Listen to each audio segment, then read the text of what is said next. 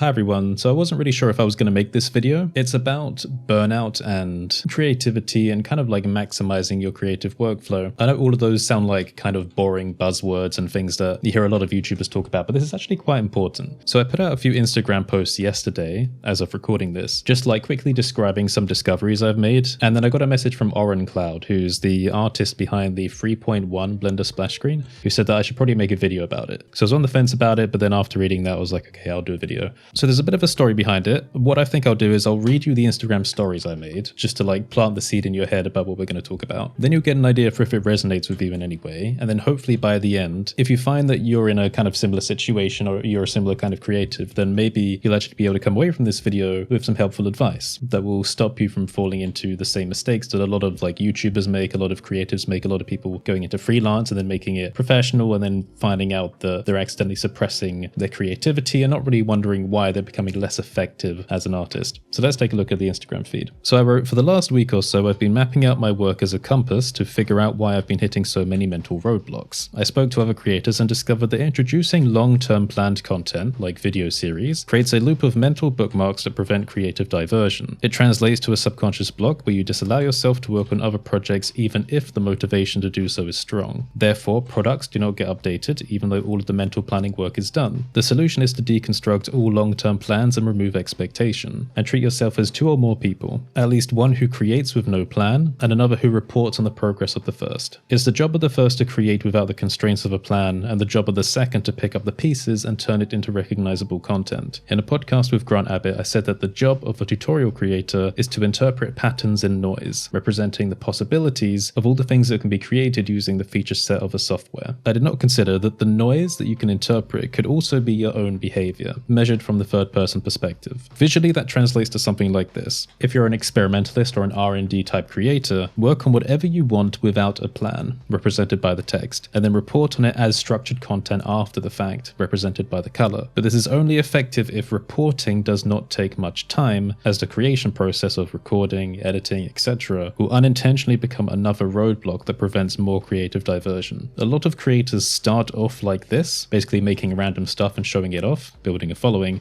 and then suppress their creativity slowly over time by falling into planning traps without even realizing it. Algorithms force creators to over-plan in hopes of avoiding bad performance for their future content, and it's this inclination to plan that leads people to walk headfirst into the issue without even necessarily realizing it. And to round this up, this is why my products haven't been updated since I started putting more effort into community roundup videos. Thank you for attending my TED Talk. And then a little note at the end, the reason I've been taking such a long break in terms of development and more creative content to figure this all out is because product income is 30 times higher than YouTube income when updates are healthy.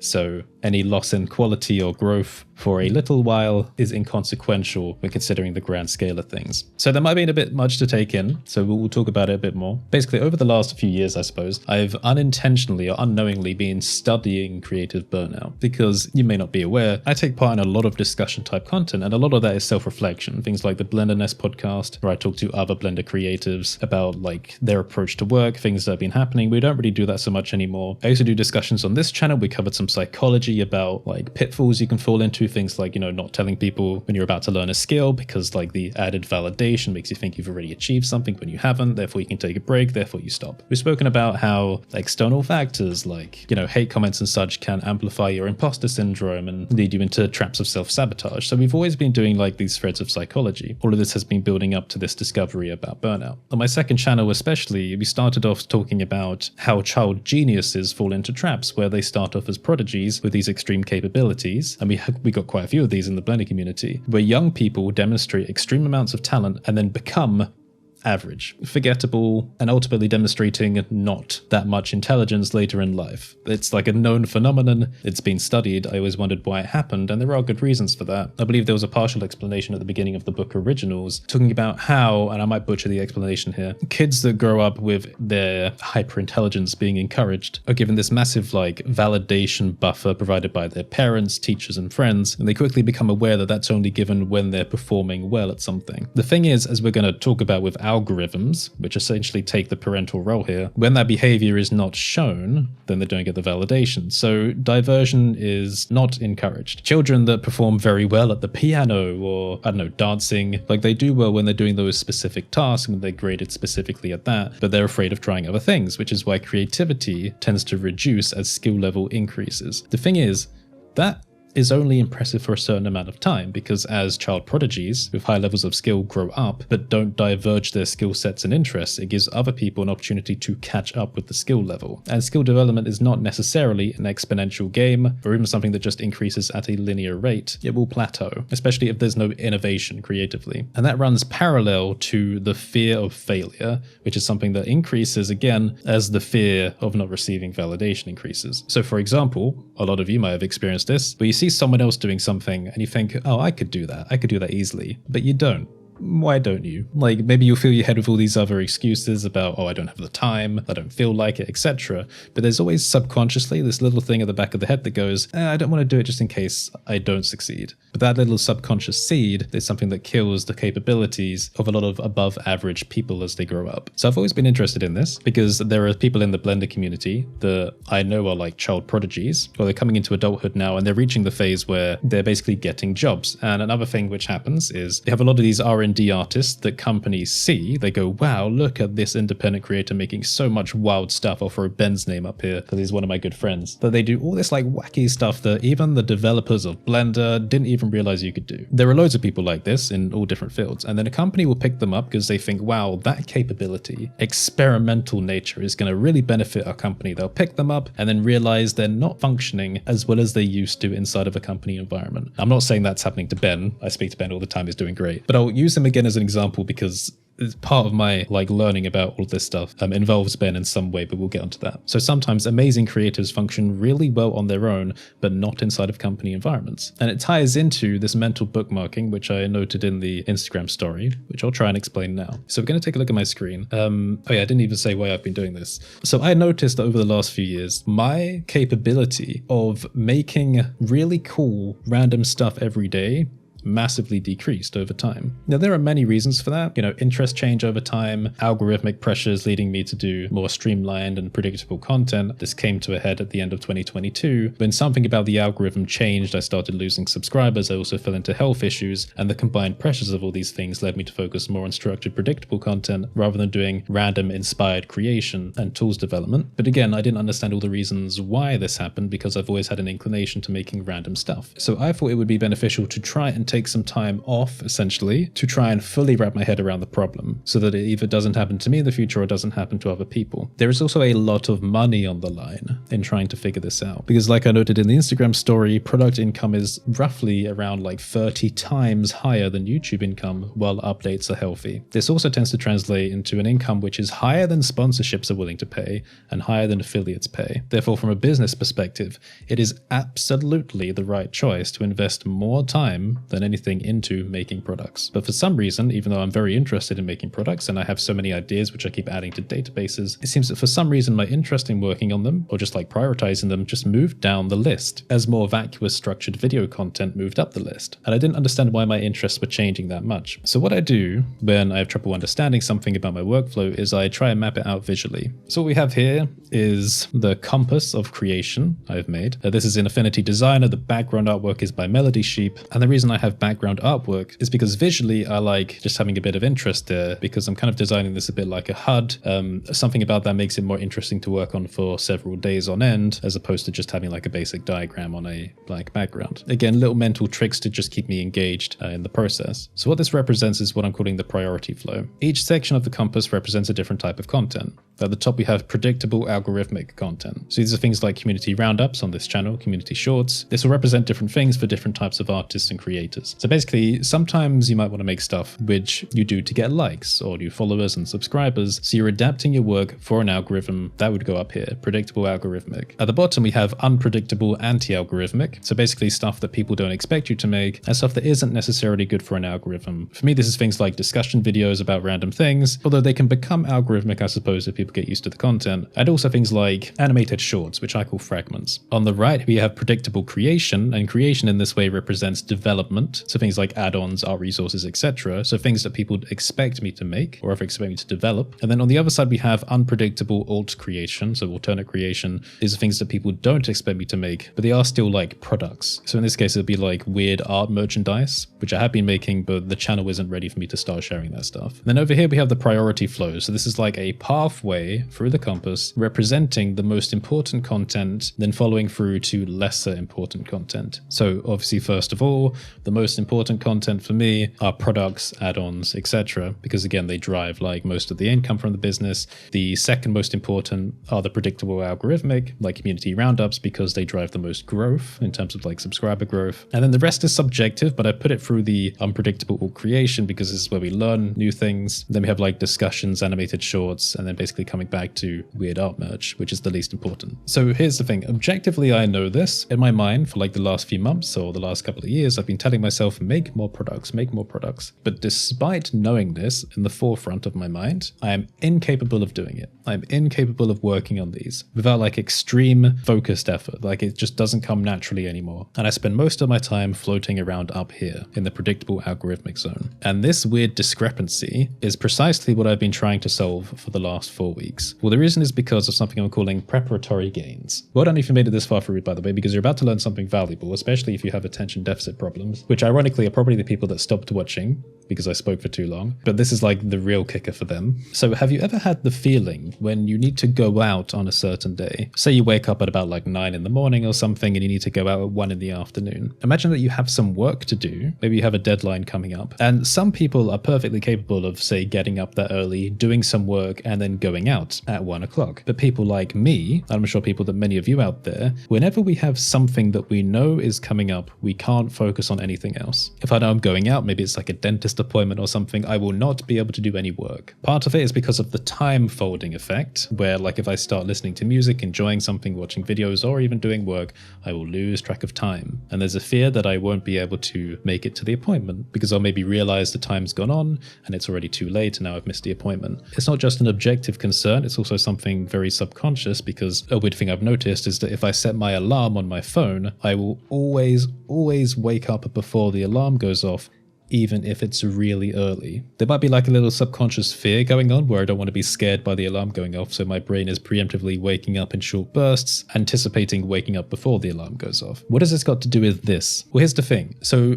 long-term structured content like community roundup videos require preparation and research, and the deadline for that is beyond your short-term memory. So for example, you're a person, say it's Monday here, you wake up, you exist, you do things throughout the day, you fall asleep, your brain compartmentalizes your memories, packs it all up for the next day. How long it takes to research a community roundup video is a moving target where you don't exactly know how far it is until you reach the end. It's basically just give yourself like an indefinite number of community projects to research and then it's the end. But here's the thing, when you wake up, in the back of your mind, you always have this deadline, a moving target, somehow bookmarked in the back of your head. So any other projects that you might want to work on are somehow eliminated by the fact that this bookmark exists. I hope this makes some sense. So say for example, this is going to be like a product update, something I want to work on. Subconsciously, the fact that I know that I've got to get this community video finished eliminates the act of starting on that. It's not even necessarily something that I think about consciously. I've been conditioned by this algorithmic approach to making content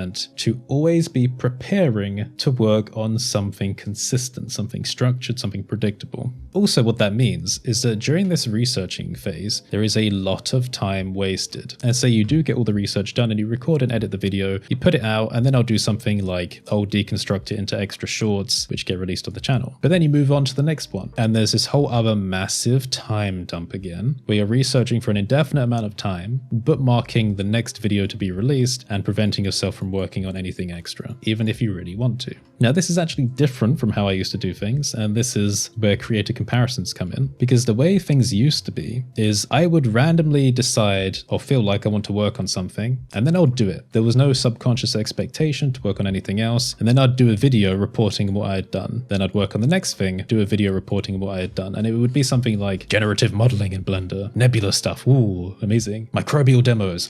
So there'd be phases Like, for example, with the microbial demos and the generative modeling crash course, where I'd like gone on holiday, for example, to Florida. These came from the same time. And then this mental bookmarking, for some reason, had disappeared because I was on holiday, and somehow I was suddenly much more effective at doing these random things. So this bookmarking is what I call the memory phase. So we see memory phase noted up here, and then the memory phase lasts as long as preparing that video does. The memory phase for these short-term gains is basically just like a daily occurrence. You wake up, you work on things you want to work on, and then it's the end of the day. And then you can do the same thing the next day. Work on random things, get a bunch of content, and you're not inhibited by this weird subconscious block that something else is coming up. Doing things this way also means that there aren't these massive time blocks that are created by this weird cyclic predictable creation phase, if that makes sense. So the overall content output and the overall innovation output is significantly higher when you don't have a plan to work with. Now, this does not apply for like every type of creative, like I said. So this concept mostly applies to people that have attention deficit problems, or people who are R&D creative, so people that work on experimental things, who like being inspired by something in the moment and wanting to make it. For example, I've seen people on Twitter like Blue Pixel who like watched Avatar, wanted to recreate Kiri. Fine. Ben, again, he watched Guardians of the Galaxy, wanted to recreate Nebula's arm. Great. Erin Dale loves playing with geometry nodes, makes random crap. I said crap, no, it's great stuff, but you know, makes random stuff.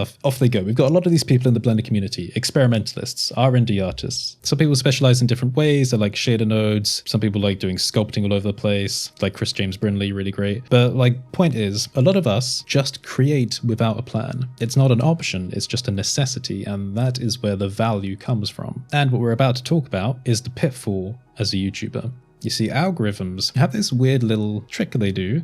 Not by design, it's just an unfortunate coincidence, but the direction of a creator's process will change drastically in just the smallest, most innocent moment imaginable. So I'm going to tell you now how someone like me can go from a super effective short-term gain workflow to a much less effective preparatory gain workflow in just a small moment. So again, just to clarify, this is going from a creation first attitude and then making videos after the fact. Imagine that's a clapperboard. Moving to a video first attitude where you plan the video and then create it afterwards. So that's all this is, short-term gains to preparatory gains. And most creative experimentalist YouTubers don't even realize that they've swapped around, and don't even realize that in doing this, they're now suppressing their creativity. The moment it happens is, I'll give you like a story example. So there's a new YouTuber on the scene. They really like Blender. A new feature for Blender has just been released. We're going to say it's Blender simulation nodes because that's coming very soon in 3.6. They've played around with it for a while. They love the exciting possibilities for visual styles you can create. They make a few different experiments. They share it on Twitter. Someone says, hey, you should make a video about it. They go, oh, I wonder. I'll make a video about it, but I don't expect anything because, oh, woe is me. I'm never going to be a YouTuber. They put a video out on YouTube. It does really well, surprisingly. That's great. Then they share some more of their experiments and they also do well. So they spend a little while longer doing this and they notice that some videos do better than others. Occasionally they do something about, I don't know, one of their simulation nodes experiments represents a really cool style that everyone saw in The Flash and it's now performing number 1 out of 10 for their last 10 videos. So they think, maybe I'll do more stuff like that in the future, more fan content. And then they carry on for a little while, but nothing really matches that Flash recreation. Okay, did you notice the point in that story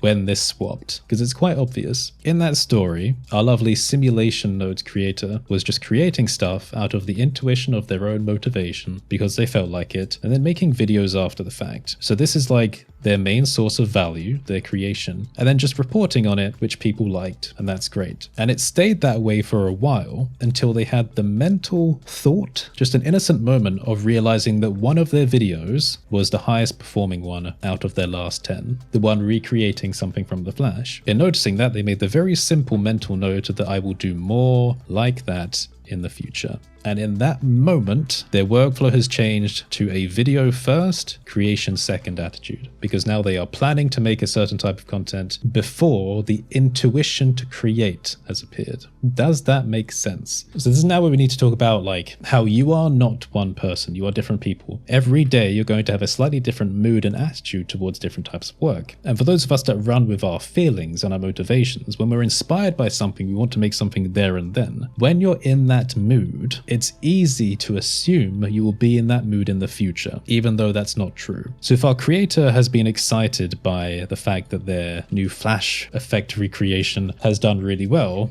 they'll say, hey, I'll do more like that in the future, because at that moment they're excited about it. But the thing is, again, those of us that get excited and inspired by random things, we know that's not true, because you're going to be inspired by something else in the future. That mood is going to shift, and again, that's not even considering the fact that audiences may not be as interested in certain types of content forever. The algorithm actually has to learn as much as it's trying to dish out things that people like. The algorithm does not necessarily decide what people like, although it can have an influence on that.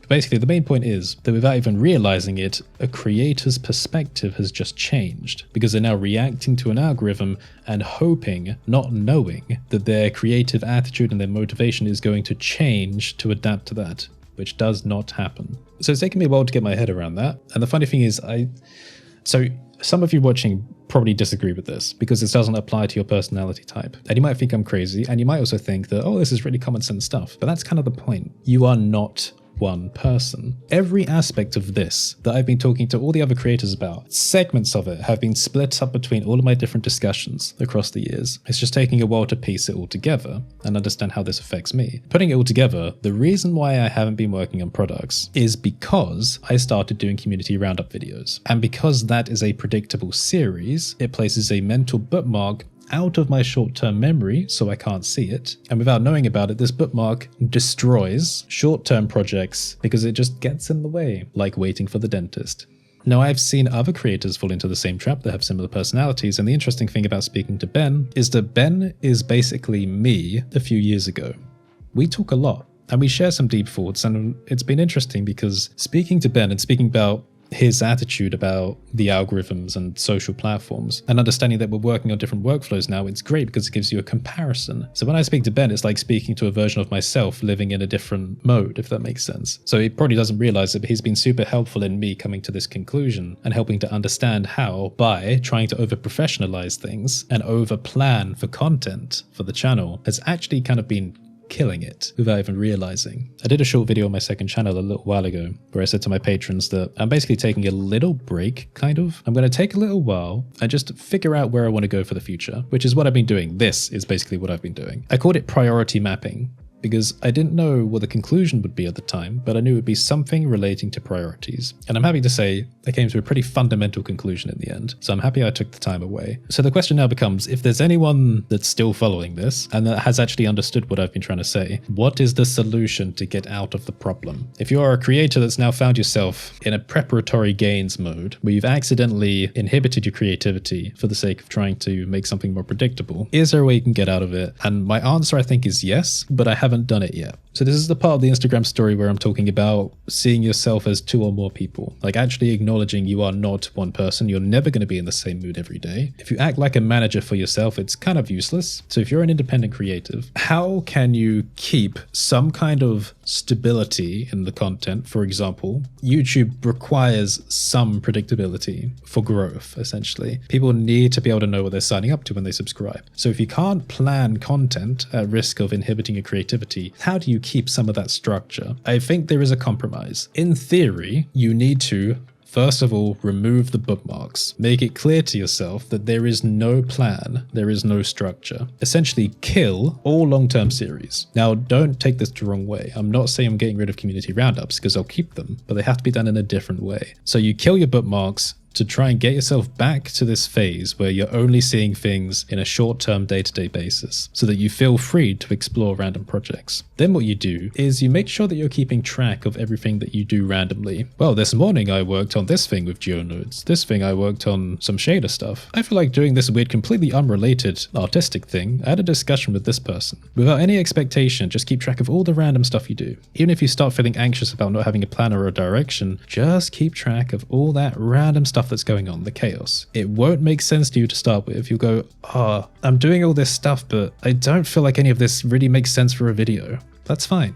This is the chaos. This is the creative you actually expressing their value and just creating without expectation. Then what you're going to do is, in a relatively short time frame, hopefully, you're going to look at everything you've done and try and construct a narrative and say, oh, I noticed that I worked on several geometry nodes things, so let me do a video about my geometry nodes experiments. I'll just quickly sit down and talk about them. Well, I did this, quickly threw this one up on Gumroad. Here's what I learned, and then reach the end. And then you can do the same thing again for your different type of content. Let's say it was me and I did some add-on stuff. I said, well, I worked on this add-on thing at this time, and then I also kind of updated this module, and then I added this new feature to this add-on, and I realized that I learned this thing, and then I did this as well, and then that's the end of the video. So there's two people. One of you is the creator, you're working on whatever you want with no expectation, and the other one is the reporter. And this is the version of you that just looks at everything you made and then tells a story out of it. And the reporter should not try to tell the creator what to do. It is just its job to report on what's been done. So what this does effectively is it keeps the original structure. We have the creation, and then we have the videos afterwards. Now, the skill in finding a predictable structure for things like YouTube is knowing how to better report on what you've made. That is a skill in and of itself. How do I best report things? And you can structure the content so it doesn't even look like an actual report. You can make it creative, you can make it entertaining. But really the main point about this is just don't get in your own way. It's going to be so easy to fall back into the same trap again and think, well, I noticed that this type of report video does better than this type of report video in the analytics, so let's do more of those in the future again, and then we're back at square one again. So it really does take some mental training, like actual training, to learn how to not inhibit yourself when considering the reaction people have to what you put online. So maybe let's try visualizing this in a slightly different way in case it helps. Let's say we have us, right, as a person. When we're planning for the future, we like to make very objective connections. We say, okay, we must do this thing on this day, and then we're going to definitely do this thing afterwards. And then from this, we can post it here, and we can post it here. This is a simplistic way of thinking. It's kind of what we've all been trained to do, I suppose. Making long task lists that we get to follow one thing after another on things like Notion. That is not the way you should see it. You need to kind of look at it a bit more like a star.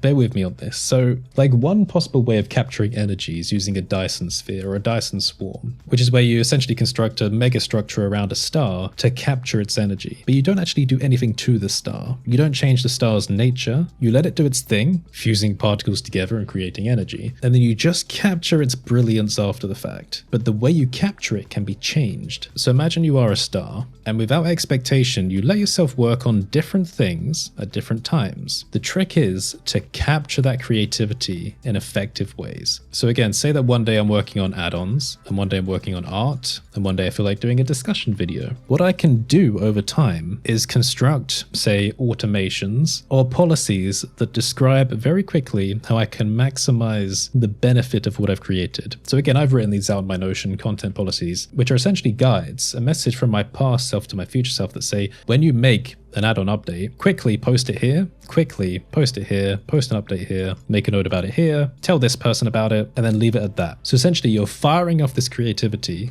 you're following some guidelines to send it out into the world, and that is effectively giving you the benefit back. Same thing with the artwork. Post it on ArtStation, post it on Instagram, use these tags, post it on Twitter, quickly report on it in a video or make a note about it here, fire it off, get the benefit back. You made a discussion, put the video here, upload the podcast here, make a note about it here, do this with it, fire it off, get the benefit back. So this is short-term gains essentially. You are a star, you're an engine creating value, fire it off, get the benefit, move on. So the important thing to keep in mind here is that if you spend too long working on this reporting phase, or if the act of making a benefit out of your creation is too much of a time investment, say past a day's time, you will unintentionally be creating another bookmark in doing this. You don't want to accidentally turn that report process into its own bookmark, taking multiple days of recording and editing effort. Hopefully, some of this is making sense, but it might not be. But this is like a culmination of things I've learned over the years. And like I said, it only really applies to R&D or experimental artists, the kind of people that get easily inspired by things and just make things under their own intuition. So if I have to try and wrap this up now, because it will be a bit of a long discussion video, it is now my job to try and action these changes for myself to move back from a preparatory gains to a short-term gain workflow. And if there's anything else to take away from this, it's a warning to other creatives and other potential YouTubers, especially in the Blender community, who haven't reached my level of planning complexity yet or the scale of this business, who might be walking the same path or possibly walking in my footsteps, because I know some people are like really inspired. So this is also just a message to friends to say, hey, I'm just making you aware now of this change that you might be walking into headfirst without realizing it. And if you need help in making sure that you don't lose yourself, consider these ways of thinking about it. It might prove helpful to you in the future. And you might look at something like this and worry that maybe there's no room for expansion, or maybe there's no room to improve this energy capture method in the future, but that's not true. Because as web services change and as your knowledge changes, you can change your content policies slightly over time to make them more effective. You change nothing about yourself, you let yourself just be a force of energy, a force of creation, inspired by whatever you feel like. But any automations you use, any things you learn about your policies along the way, you can improve over time. And this is what makes you a more effective force of creation. Not bigger lists of tasks or larger spreadsheets tracking everything you're doing. So again, if this did apply to you, hopefully you found it interesting. If you made it this far through the video, then can you put an emoji in the comments so I know you did make it this far? Let's do something time related, I suppose, like a clock or an hourglass, something like that, because we're talking about kind of the perception of time, time folding, indefinite bookmarks and stuff like that. Now, like I said, I know this won't apply to everyone. This is about like a specific type of personality, a specific type of creative. So obviously there'll be people watching this it doesn't apply to. It doesn't really apply to teams either. For example, if you're Mr. Beast, it doesn't make sense that you'll be focusing on just what you're making first and trying to disregard planning, because you can't really make videos of that scale without planning. So we're talking more about independent creators monetizing their creativity specifically and relying on that as their energy for the content. So one final note, I suppose, for YouTubers, just while I'm here. So there may be a question of, okay, well, if I'm doing content first and video second, but I notice that my audience is definitely reacting to certain kinds of videos, is there any way I can keep doing those kinds of videos while also celebrating my creativity first attitude? And yes, you can. So this is where we're talking about doing community roundups differently. You can pool your content. So say, for example, I'm interested in looking at community projects. I might do a short-term thing of making a short about the project and just posting about it on Twitter, but I can make a note, like add it to a list. Say I've got like a document and just say, this project. And then maybe I won't do another one for a while. Maybe I'll go work on an add-on project, go back to art, do a discussion thing, then come back to community projects, and then I'll add another one to the list. And effectively, just by your own intuition, you're building up a structured video, something that